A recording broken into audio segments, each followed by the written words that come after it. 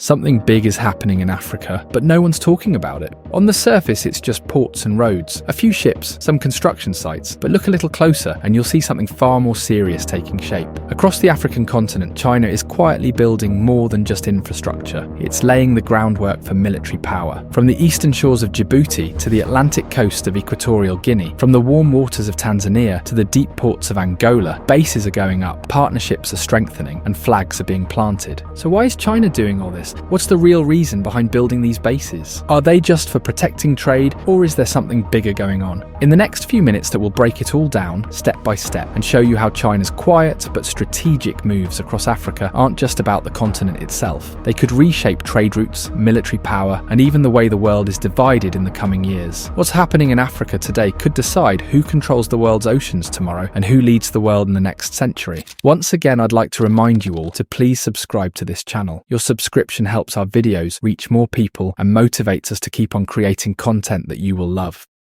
It all began in Djibouti, a small nation at the Horn of Africa, which most people can't find on a map, yet it holds one of the most valuable pieces of real estate in global geopolitics. In 2017, China opened its first overseas military base here, right next to the Bab el-Mandeb Strait, one of the most important shipping choke points in the world. Every single day, nearly 10% of global trade, including oil, gas and manufactured goods, passes through this strait. It connects the Indian Ocean to the Red Sea, which then leads to the Suez Canal and into Europe. So whoever controls this strait holds a serious advantage in global trade and military logistics. China's base in Djibouti is no small outpost. It's massive. Satellite images show hardened bunkers, underground facilities, a deep water port capable of docking aircraft carriers, and even a large military pier. Chinese Marines are stationed there, and it's fully operational. And what's more concerning is that this base is just minutes away from American, French, and Japanese military installations. So Chinese, American, French, and Japanese troops are all operating side by side, separated by just a few kilometers. This has made Djibouti a place of silent tension, a kind of mini Cold War on the African coast, where everyone is watching everyone else. But Djibouti was just the beginning. China's attention is also turning thousands of kilometers west, across the African continent to Equatorial Guinea, a small but strategically placed nation on the Atlantic coast, where the next big move in China's military expansion may be happening. Just as Djibouti gave China a grip on the Indian Ocean, Equatorial Guinea could give it a historic entry into the Atlantic, with the port city of Bata emerging as the next likely site for a Chinese military base. While it might look like just another shipping hub, there's growing evidence that China is planning to transform it into a fully functional military base. But why does this matter? So basically, until now, China's naval presence has been mostly limited to the Pacific and Indian Oceans, near its own borders. But if China establishes a naval base in Bata, it would suddenly have direct access to the Atlantic Ocean, a region that has long been considered a secure and stable domain for the United States and its allies. This move would give China a launch pad into the Western Hemisphere, allowing its navy to patrol and project power across West Africa and even reach toward the coasts of South America and the southeastern United States, places where, until now, only the US and its allies had naval control. And it's not just theory. According to leaked intelligence and US defense assessments, the Chinese military could use this base to resupply, refuel, and even perform maintenance on its warships in the Atlantic. That's a major development, because until now, China's navy has had to rely heavily on distant bases or long-range logistics to operate outside Asia. The United States is deeply concerned about this. Officials have called this a potential national security threat. But why? It's because it would be the first time a rival superpower sets up a military base in a region where the US has maintained dominance since World War II. Imagine this. Just a few years ago, China had 0 military facilities outside its own region. Today, it's building a global footprint, and Equatorial Guinea could become the crown jewel of its Atlantic presence. If this base becomes operational, China wouldn't just be challenging the US in Asia, it would be right at its doorstep in the Atlantic. That's not just strategy, it's a bold geopolitical message. In simple terms, this could completely reshape naval dynamics and balance of power in the Atlantic Ocean, a region the US has always considered its safe backyard. And China's Atlantic ambition doesn't stop at Equatorial Guinea. Just up the Africa's western coast lies Gabon, another resource-rich nation where China isn't building a base outright. right, but it's doing something far more subtle. Not every military footprint begins with flags and soldiers. Sometimes it begins with handshakes, trade deals, and quiet military agreements, and that's exactly what's now unfolding in Gabon. China upgraded its relationship with Gabon in April 2023 to what it officially calls a comprehensive strategic cooperative partnership. This might sound like standard diplomatic language, but in China's playbook, this is serious. It signals long-term cooperation, increased economic investment, and most importantly, military engagement behind closed doors. While Gabon hasn't confirmed any Chinese military base yet, analysts believe this partnership could easily evolve into security arrangements or basing agreements in the future. This is part of a broader Chinese strategy, which is to enter through economics and then expand influence quietly. And if Gabon hints at future potential, Angola, just to the south, shows us what that future might already look like. Angola is rich in oil, minerals, and strategic positioning. China became Angola's largest trading partner in 2007 and has remained at the top ever since. It has invested billions into Angola's oil industry, construction projects, and port infrastructure. It has become the country's top trading partner, top creditor,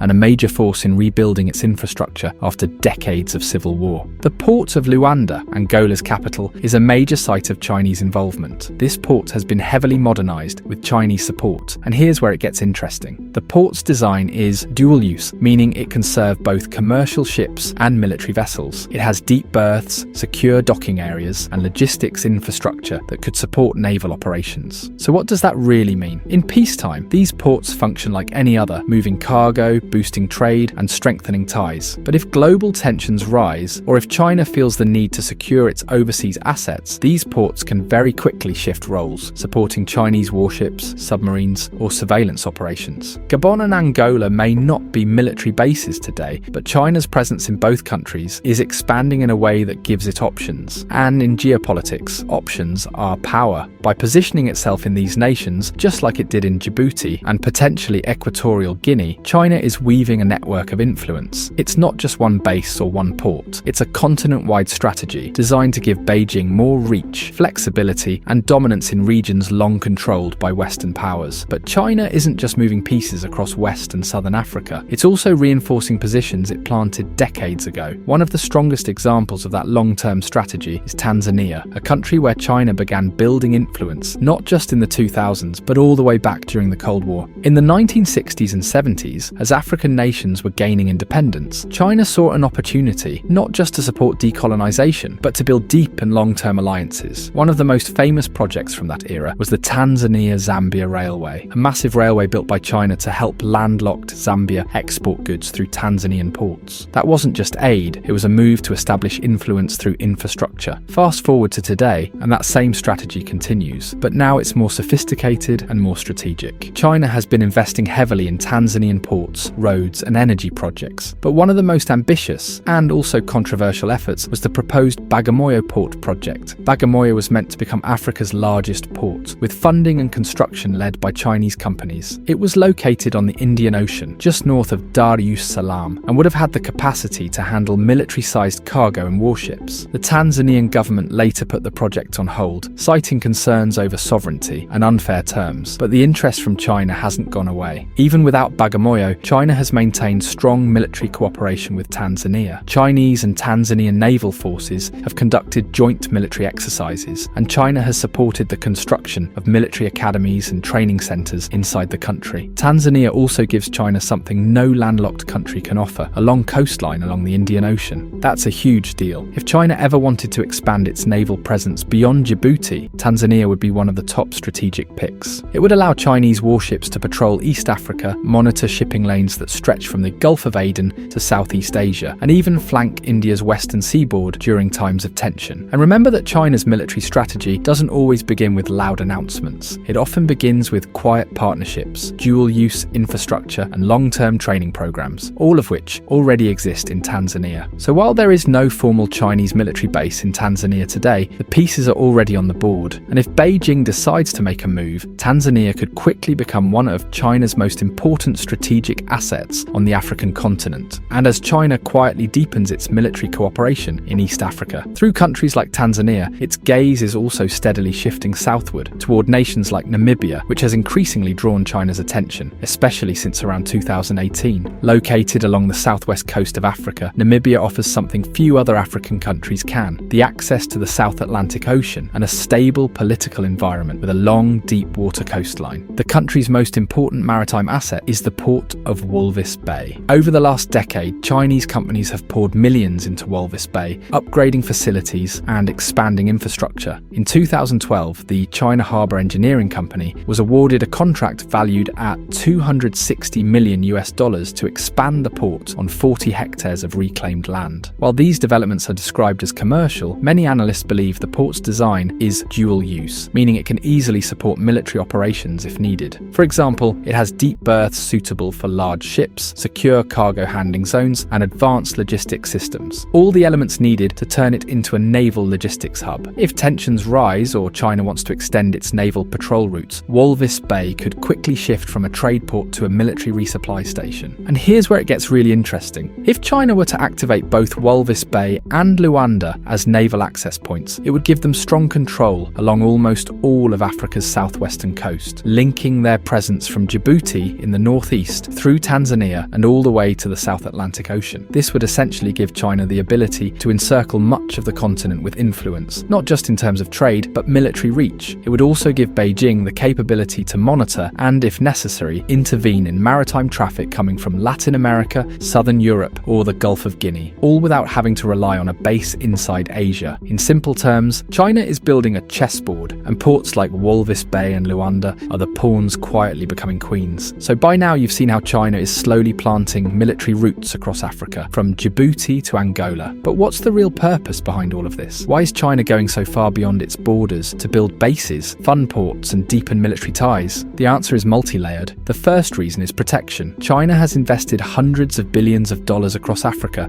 under its massive Belt and Road Initiative, building roads, ports, railways, power plants, mines, and telecom infrastructure. But Africa is also a continent with many political risks. Some regions have unstable governments, civil unrest, and terrorist threats, and that makes Chinese investments vulnerable. To Beijing, this isn't just about money, it's about strategic assets. So military bases, or even the ability to deploy forces quickly, are seen as a protective shield over its growing empire of infrastructure. If anything goes wrong, China doesn't want to depend on foreign powers to protect its projects. It wants to do it itself. The second reason is power projection. China doesn't just want to be rich, it wants to be respected, feared, and seen as a global military power. Think about this. For decades, the US Navy has operated across the world's oceans, with bases from Japan to Italy. Now China is following that playbook. By setting up bases on both the east and western coasts of Africa, China gains military access to two major oceans, the Indian Ocean and the Atlantic Ocean. This would allow Chinese warships and submarines to patrol critical sea lanes, respond to crises, and show up wherever Beijing wants to signal strength, from the Persian Gulf to the coasts of South America. It's not just regional dominance anymore, it's about global reach. And finally, there's the issue of competition. The US already has several military bases in Africa, like Camp Lemonnier in Djibouti. So does France and even Japan. These countries use their bases for everything from anti-terrorism operations to controlling maritime trade routes. So China is asking itself, why should we be left out? Why should the West have all the influence in Africa? By building its own bases and alliances, China is making it clear it's not playing by someone else's rules anymore. It doesn't just want a seat at the global table. It wants to build its own table with its own network of influence. So what we're witnessing is not just about Africa, it's about the rebalancing of global military power. For centuries, Europe and the United States have dominated Africa militarily, politically, and economically. But China is changing the map. Slowly, methodically, and often without firing a single shot. With every port it builds and every alliance it signs, China is laying down the pieces of a new global order, one where power doesn't just sit in Washington or Brussels, but also in Beijing. Africa isn't just a continent of resources, it's becoming the battleground of influence between old powers and rising ones. I have also recently made a video on why the West was wrong about Russia. You can watch it by clicking on the cards appearing on your screen right now. Do push the subscribe button if you like this video. I'll catch up with you in another interesting video very soon. Take care.